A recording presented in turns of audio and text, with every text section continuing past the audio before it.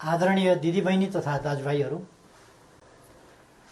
निर्धारित समयभन्दा 1.5 वर्ष अगावै ताजा जनादेशका निम्ति जनता समक्ष जानुपर्ने अवस्था सिर्जना होला भन्ने अनुमान हामी कसैलाई पनि थिएन।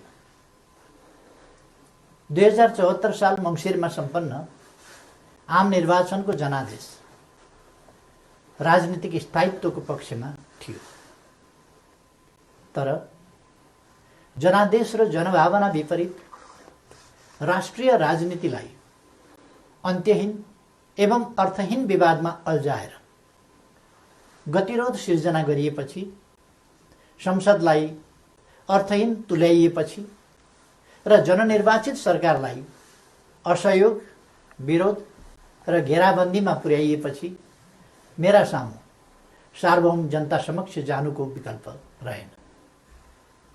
त्यसैले जनता समक्ष प्रस्तुत हुने निष्कर्ष अनुरूप हिजो 2077 साल पुष 5 गते प्रतिनिधि सभाको विघटन गरेर आगामी 78 साल वैशाखमा नयाँ निर्वाचन गर्ने निर्णय गरिएको बेहोरा म निवेदन गर्न चाहन्छु।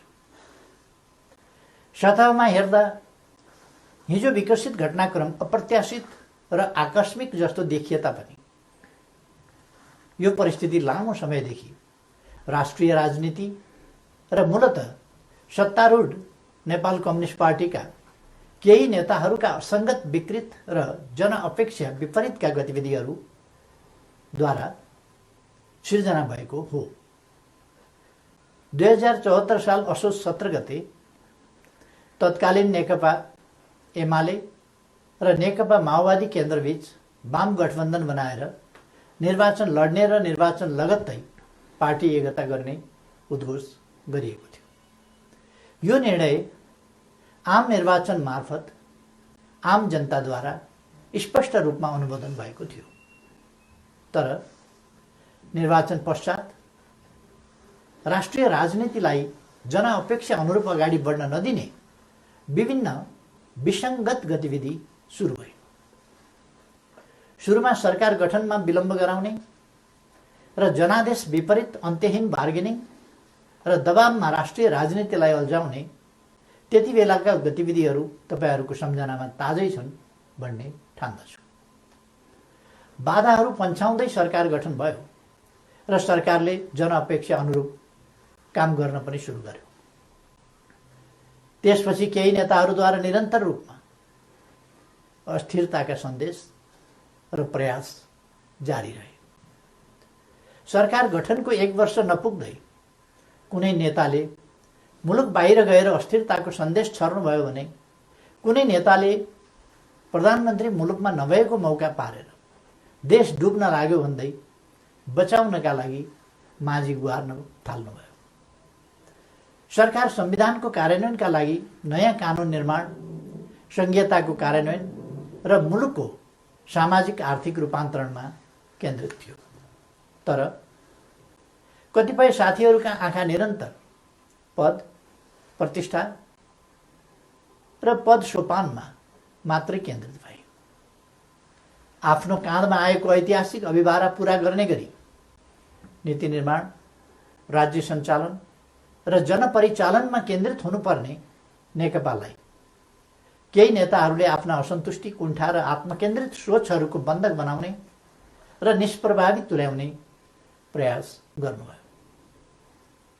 दिदीबहिनी तथा दाजुभाइहरू, समस्या समाधानका लागि दुई अध्यक्षहरूका बीचमा कार्यविभाजन गरेर एकजना सरकार र अर्कोले पार्टी सञ्चालनमा केन्द्रित हुने निर्णय भएपछि समस्या समाधान हुने अपेक्षा गरिएको थियो। मैले सोही अनुरूप आफूलाई पूर्ण रूपमा सरकारमा केन्द्रित गरेँ। यसबीचमा पार्टी काम कति अगाडि बढ्यो, एकीकरणका बाँकी काम कति पुरा भए, महाधिवेशनको तयारी कति अगाडि बढ्यो र जनतालाई समस्या परेको बेला विशाल पार्टी पङ्क्तिलाई कति परिचालन गरियो। यसमा मैले केही भनिरहनु पर्ला जस्तो लाग्दैन, तथ्यहरू आफै बोल्छन्। तर सरकारलाई भने राम्रोसँग चल्न दिइएन। पार्टी घोषणापत्रको मर्म र समृद्ध नेपाल सुखी नेपालीको अभियानलाई हाँक्न सक्ने गरी योग्यता क्षमताका आधारमा मन्त्री परिषद पुनर्गठन गर्न खोज्यो भने आफ्नो र पराईका कित्ता काट गरेर टुम्बमा पुग्न दिइएन। महत्त्वपूर्ण संवैधानिक अङ्गहरूमा रिक्तता सिर्जना हुन थाल्यो, पूर्ति गर्न पाइएन। पछाडि परेका सामाजिक समुदायको हितका लागि विभिन्न संवैधानिक आयोगहरूको व्यवस्था छ, तर 2.5 वर्षसम्म पनि त्यहाँ नियुक्ति हुन पाएन। सरकारले दूरगामी महत्त्वका काम गरेको छ, प्रतिकूलताका बीचमा पनि मुलुकले महत्त्वपूर्ण उपलब्धि हासिल गरेको छ, युगान्तकारी काम सुरु भएका छन्, तर विपक्षी दलहरूलाई पनि उछिनेर केही नेताहरू सरकारको अनन्त विरोध र नकारात्मक मनोविज्ञान सिर्जना गर्न उद्धत भइरहनु भयो। सरकारले प्रस्तुत गरेका कतिपय प्रस्तावमाथि सार्वभौम संसदलाई छलफल पनि गर्न नदिइकन जबरजस्ती रोकेर राखियो। विगत केही महिना यता सरकार कस्तो कठिनाइ बीच काम गर्न बाध्य भयो र कस्तो घेराबन्दीको शिकार भयो भन्ने बारेमा यहाँहरू अनभिज्ञ हुनुहुन्न भन्ने म ठान्दछु। मैले राज्य प्रणालीमा पनि र पार्टी संरचनामा पनि नेतृत्व हस्तान्तरणको एउटा वैधानिक प्रणाली बसाल्ने प्रयास गरे।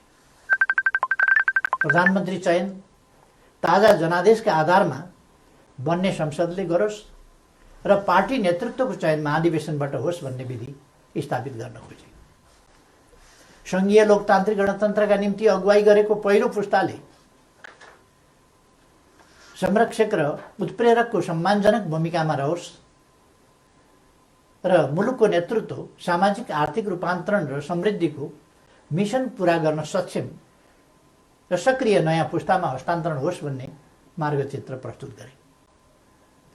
यसै मान्यताका आधारमा 5 वर्षको सरकारको नेतृत्वपछि सुयोग्य नेतृत्वलाई जिम्मेवारी हस्तान्तरण गर्ने र महाधिवेशनद्वारा पार्टीको कार्यकारी जिम्मेवारीबाट अवकाश लिने घोषणा समेत गरे।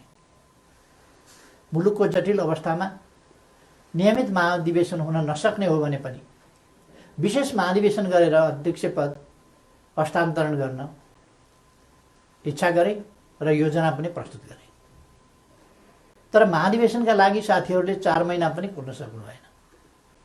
उल्टै मेरो राजनीतिक चरित्र हत्या गर्ने गरी अत्यन्त लाञ्छित र अपमानित गर्दै आरोप पत्र पेश गर्नुभयो। त्यसलाई पार्टीको लोगो र कार्यालयको दुरुपयोग गर्दै राष्ट्रव्यापी रूपमा वितरण गर्नुभयो र वस्तुतः पार्टी विभाजनको अप्रत्यक्ष घोषणा गर्नुभयो। अर्कातिर भित्रभित्रै प्रधानमन्त्री विरुद्ध अविश्वास प्रस्तावको तयारीलाई अगाडि बढाउनुभयो। पार्टी अध्यक्ष एवं संसदीय दलका नेतालाई थाहै नदिई संसद अधिवेशन बोलाउन हस्ताक्षर सङ्कलन गरेर साथीहरूले संविधान विपरीत पार्टी प्रणाली र पद्धतिमाथि यसअघि नै गम्भीर आघात पुर्याउनुभयो। यसपछि नै पार्टीभित्रको अवस्था निकै गम्भीर र सङ्कटपूर्ण बन्न पुगेको। अस्ति पुस 4 गते मात्रै पनि मैले पुष्पकमल दाहाल जीको निवासमै गएर उक्त विग्रहकारी आरोप पत्र फिर्ता लिन, पार्टीमा सहज र स्वस्थ वातावरण सिर्जना गर्न र विशेष महाधिवेशन आयोजना गरेर नेतृत्व हस्तान्तरणका लागि पटक पटक आग्रह गरे। पार्टी एकीकरणको सङ्क्रमणकालीन प्रयोजनका लागि मनोनयनद्वारा गठन भएका र महाधिवेशन सम्पन्न गर्ने मुख्य दायित्व भएका पार्टीका नेतृत्वदायी कमिटीहरूलाई पार्टी विधान र एकीकरणको भावना विपरीत पार्टीलाई मतदानको अवस्थातिर नधकेल्न र कर्तव्यको लिकबाट बाहिर नजान बारम्बार आग्रह गरे। तर यस प्रयासलाई मेरो कमजोरी ठानियो। केही भएको छैन, केही गरिने छैन भन्ने कुरामा अल्मल्याउँदै प्रधानमन्त्री विरुद्ध अविश्वास प्रस्तावको तयारी अगाडि बढाइयो। दिदीबहिनी तथा दाजुभाइहरू, सरकार विरुद्ध यसरी घेराबन्दी र दाउपेच गर्नुपर्ने जायज कारण के थियो र? सरकारले यस बीचमा राष्ट्रियतालाई सुदृढ गर्ने सन्दर्भमा ऐतिहासिक कामहरू गरेको छ। नेपालको वास्तविक भूभाग समेटेको नयाँ नक्सा प्रकाशन गरिएको छ।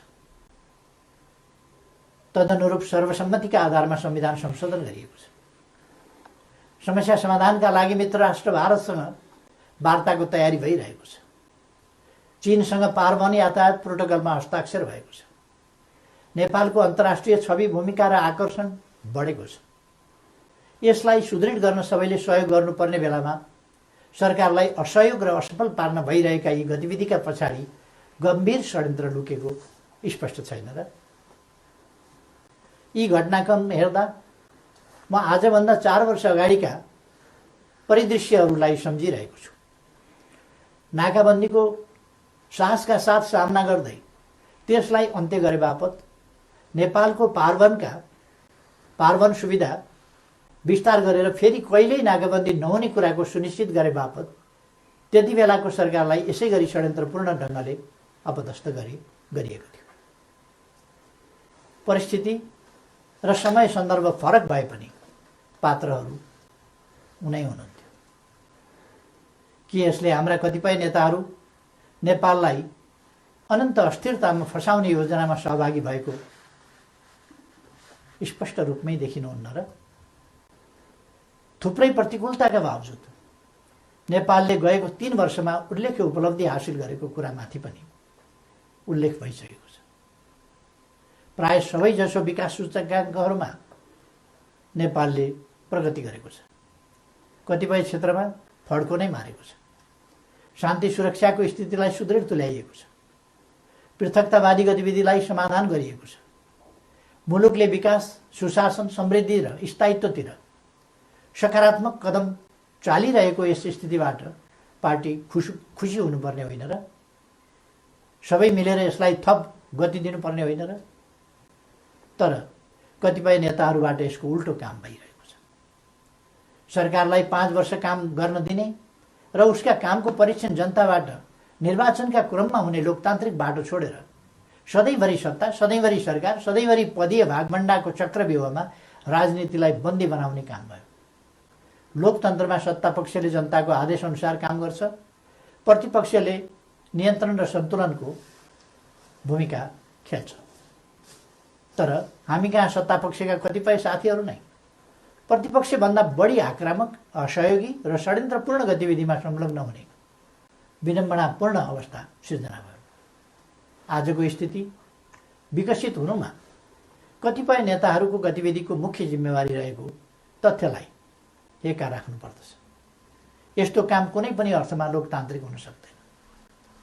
दिदीबहिनी तथा दाजुभाइहरू, पार्टीलाई एकताबद्ध रूपमा अगाडि बढाउने, नेतृत्व हस्तान्तरणको विधि र प्रणाली बसाउने र पार्टी, सरकार र संसदलाई जनताको हितमा केन्द्रित गर्ने मेरा प्रयासहरूमा यसरी निरन्तर बाधा सिर्जना गरिए।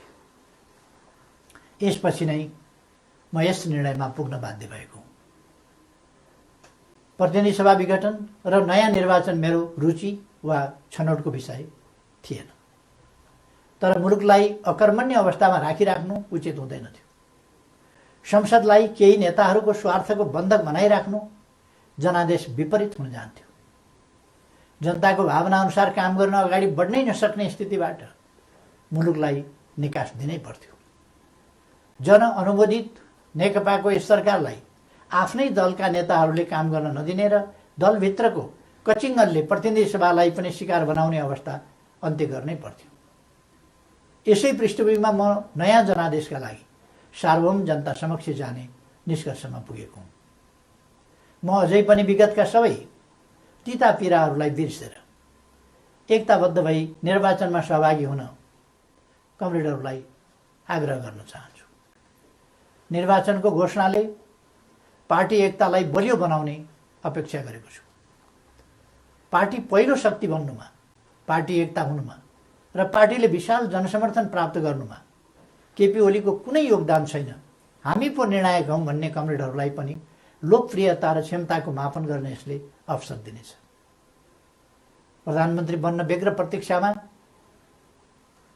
वा प्रयासमा रहनुभएका नेताहरूलाई पनि ताजा जनादेशले विकल्प दिनेछ। प्रतिपक्ष दललाई पनि आफ्ना एजेन्डा जनताबीच लैजान अवसर प्रदान गर्नेछ। निर्वाचन लोकतन्त्रको आत्मा हो। यो सबैभन्दा उन्नत लोकतान्त्रिक अभ्यास तथा विधि पनि हो। जननिर्वाचित सरकारले काम गर्न पाउँदैन भने उसले पुनरावेदन गर्न जाने ठाउँ सार्वभौम जनता समक्ष नै हो। मैले यही बाटो अवलम्बन गरेको छु। पार्टीले मेरो नेतृत्वमा विगत आम निर्वाचनमा लडेको थियो। म पार्टी संसदीय दलबाट सर्वसम्मत रूपमा नेता चयन भएको थिएँ र त्यसै हैसियतमा प्रधानमन्त्री निर्वाचित भएको थिएँ। बहुमत प्राप्त दलको सर्वसम्मत नेतालाई काम गर्न नदिइएपछि बन्द कोठामा अनुचित र सिद्धान्तहीन सम्झौतामा अल्झिएर जनअपेक्षामा आँच पुर्याउनु मैले उपयुक्त ठानिनँ। जनतालाई फैसला गर्न दिनु नै सबैभन्दा लोकतान्त्रिक विकल्प हो भन्ने मैले ठाने। त्यसै पनि जस्केलाबाट सरकारमा छिर्ने र जनमतको उपहास गर्ने अलोकतान्त्रिक चरित्रप्रति मैले सधैँ विमति राख्दै आएको छु। दिदीबहिनी तथा दाजुभाइहरू, नेपालको संविधानले नेपालको सार्वभौम सत्ता र राजकीय सत्ता जनतामा निहित रहने व्यवस्था गरेको छ। राज्य सञ्चालनको अन्तिम निर्णयकर्ता जनता हुन्। जनताको यो सार्वभौम सत्ता, राजकीय सत्ता र निर्णय निर्वाचन मार्फत व्यक्त हुन्छ। जनताको अभिमत व्यक्त हुने निर्वाचनले लोकतन्त्रलाई थप सुदृढ र परिपक्व बनाउँछ। हाम्रो लोकतान्त्रिक प्रणाली नयाँ छ तर कमजोर छैन। मुलुक जनप्रतिनिधिविहीन अवस्थामा छैन। राष्ट्रिय सभा क्रियाशील छ। प्रदेश सरकार र प्रदेश सभा एवं स्थानीय सरकारहरू मुलुकको संविधान र कानुन अनुरूप आफ्नो तहमा राजनीतिक नेतृत्व प्रदान गरिरहेका छन्। राष्ट्रपति र न्यायालय लगायतका संस्थाहरू र राज्यका निजामती एवं सुरक्षा अङ्गहरू सबै आफ्नो कर्तव्य निर्वाहमा दृढ छन्। 4.5 महिनापछि नयाँ प्रतिनिधि सभा स्थापित भइहाल्ने नै छ। 21औं शताब्दीको नेतृत्व गर्न तयार भएर बसेको हाम्रो युवा पुस्ता लोकतन्त्रप्रति प्रतिबद्ध छ। यो पुस्ता नै लोकतन्त्रको सबैभन्दा ठुलो पहरेदार हो। यस परिस्थितिमा म सम्पूर्ण युवाहरूलाई लोकतन्त्रको रक्षाका लागि एकजुट भएर दृढतापूर्वक अगाडि बढ्न आह्वान पनि गर्न चाहन्छु। त्यसैले निर्वाचनमा जाँदा संविधान अप्ठ्यारोमा पर्छ, लोकतान्त्रिक गणतन्त्र सङ्कटमा पर्छ र मुलुक अस्थिरतातर्फ धकेलिन्छ भनेर चलाउन खोजिएका प्रचार या फिजाउन खोजिएका आशंका र भ्रमहरू निराधार छन्। राजनीतिक स्थिरताको प्रत्याभूति गर्ने निर्णायक तत्त्व जनताको अभिमत हो। तसर्थ कुनै पनि कुरामा नअल्मलिकन आम निर्वाचनको तयारीमा केन्द्रित हुन म सबैमा हार्दिक आह्वान गर्दछु। धन्यवाद।